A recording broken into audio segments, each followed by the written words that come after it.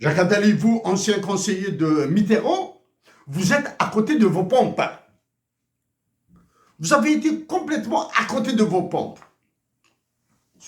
Ça, c'est pour le côté comparaison que vous avez faite entre la relation entre l'Allemagne et l'Algérie, l'Allemagne et la France et son évolution, et entre l'Allemagne, l'Algérie et la France et son évolution. Ce que vous avez oublié de dire pour que l'Allemagne et la France évoluent dans le sens que vous avez sous-entendu, c'est qu'il y a des leaders, tant en Allemagne qu'en France.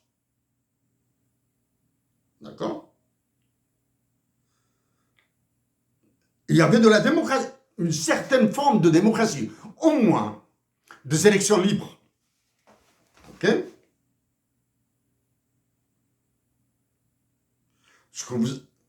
Est-ce qu'en Algérie, il y a des élections libres? Non. Est-ce qu'il y a des élections libres dans les colonies françaises en Afrique? Je dis bien les colonies françaises en Afrique parce qu'elles le sont toujours.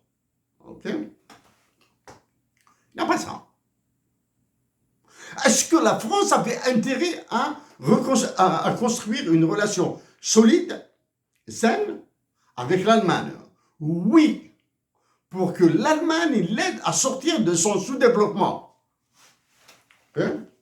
Parce qu'il fallait un tracteur pour l'Europe. Et le tracteur pour l'Europe ne pouvait être que l'Allemagne. Ok? En plus, bien sûr, du plan Marshall conduit par les États-Unis d'Amérique que vous avez lynché. Donc voici pour eux. Jacques Attali, là maintenant, j'aborde l'indignité de vos mots. Sont indignes de la réputation que vous avez. En France, des compatriotes se font assassiner. Aucune réaction. Des hommes comme vous. Ok? En France, des agitateurs algériens créent tout un boucan. Ceux d'Alger,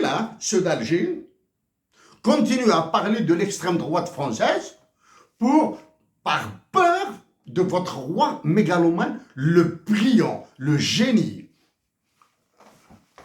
Emmanuel Macron. Continue tellement peur de lui. D'accord? Qu'attendez-vous pour dénoncer les crimes et les assassinats dont sont victimes les Algériens en France? Emmanuel Macron, Jacques Attali, votre roi Emmanuel Macron, avec l'intelligence qui le caractérise, doublé d'une mégalomanie, je le dis, mégalomanie sans aucun sens péjoratif de ma part. Aucune. Il n'y a pas un milligramme, sans un milligramme de pensée négative sur la mégalomanie d'Emmanuel Macron. Comme je l'ai dit à Benjamin Stora, l'autre laquais, l'autre servile, il veut le beurre, l'argent du beurre et les 3 points de suspension de la fermière. Il veut tout ça. C'est-à-dire, il a tout gagné avec le Maroc. Du moins, il a fait gagner à la France ce qu'il a fait gagner, ce qu'il a fait perdre au Maroc. Et maintenant, il cherche à faire gagner à la France ce qu'il fera perdre à l'Algérie, tout en maintenant cette stupidité, cette ânerie, cette animalie, une animalie politique entre l'Algérie et entre ceux qui décident à Alger et ceux qui décident au Maroc. J'ai dit au roi du Maroc qu'il se trompe lourdement. Maintenant, je vais utiliser des termes encore moins diplomatiques, moins mesurés. Il se fout le doigt dans l'œil jusqu'au coude en faisant confiance à Emmanuel Macron. D'accord?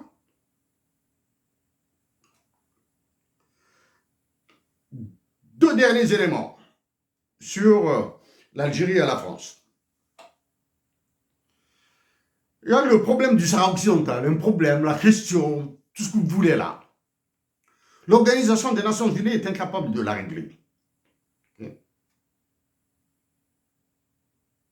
J'ai écrit à tous les représentants du secrétaire général de l'Organisation des Nations Unies qu'il avait nommé pour cette affaire du Sahara occidental. Je les ai tous saisis. Je les ai saisis en termes de droit international. Vous avez parlé de traité. Je les saisis en termes, en caractère humanitaire. Mais aucun n'a réagi. Sachant que j'ai eu des réponses d'anciens secrétaires généraux des Nations Unies. Voilà. Ça, c'est le problème. Le Sahara occidental doit être réglé. Mais il ne sera jamais réglé par l'ONU ou la France. Au contraire, la France va torpiller toute solution négociée entre l'Algérie, le Maroc et les dirigeants du Sahara occidental. Elle va la torpiller, comme elle est en train de torpiller toutes les initiatives de paix entre l'Ukraine et la Russie. Parce que vous avez besoin de la guerre. D'accord? Ça, c'est un... Et il y a le problème du franc CFA. Rien que sur ces deux sujets, du moins, sur ce sujet, ce que fait Emmanuel Macron en Algérie, je suis en guerre contre lui depuis 2016. Et je le resterai. Il y a la question du franc CFA. Je reviens avant de l'oublier, à une question sur les terres rares, sur les minéraux rares, etc., de la journaliste, elle va vous soulever l'accord entre le probable accord, l'accord certain, pour moi, entre les États-Unis d'Amérique et l'Ukraine sur les terres rares. Okay. Donc les États-Unis cherchent leurs intérêts. Votre hypocrisie, Jacques Attali, ça c'est de l'hypocrisie que vous avez évité d'étaler. C'est-à-dire, insidieusement, vous dites à Emmanuel Macron qu'il doit tout faire pour monopoliser, pour s'accaparer les terres rares dans les colonies françaises en Afrique, y compris en Algérie, au Maroc et en Tunisie. Je cite la Libye, la Libye, c'est pas une colonie française, d'accord?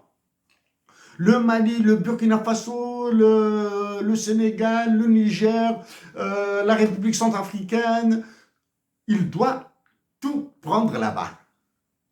Le Tchad, il doit prendre tout. Tous les minerais rares doivent être pris par Emmanuel Macron. Et il est capable.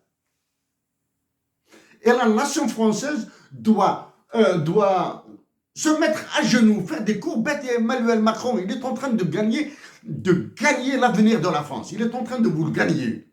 Pendant qu'il fait gagner l'avenir de la France, les Africains, et parmi eux les dirigeants, les décideurs algériens, font perdre l'avenir pour la nation algérienne. Jacques Attali. Donc ça c'est le caractère, ça j'ai montré une autre facette de l'hypocrisie de vos mots. Mais quand il s'agit de la Russie, allez, la voie est libre. La voie est libre. Ah bon? Parce que vous avez aimé la Russie, une certaine Russie qui a été démolie par les USA. Ronald Reagan. La Russie de Mikhail Gorbatchev. Vous aimez cette Russie qui est faible. Vous avez aimé la Russie de Boris Eltsine. Ah non, mais la Russie dirigée par Vladimir Poutine, non. Arrêtez là. Arrêtez, Jacques Attali. Arrêtez, Jacques Attali.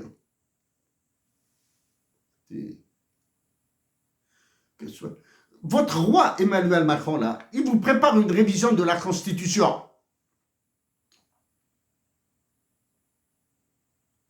Et il se présentera pour un troisième mandat parce que vous avez parlé de troisième mandat de Donald Trump. Vous n'avez pas honte de parler d'un troisième mandat de Donald Trump?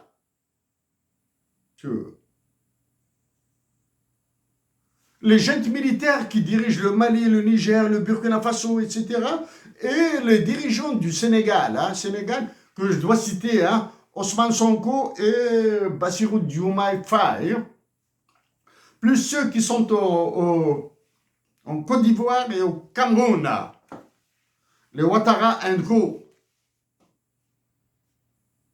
Et ils doivent se réveiller. Comment se réveiller? En décrétant leur monnaie nationale. Jacques Attali, vous avez été... vous avez été ce que je vous ai dit au début.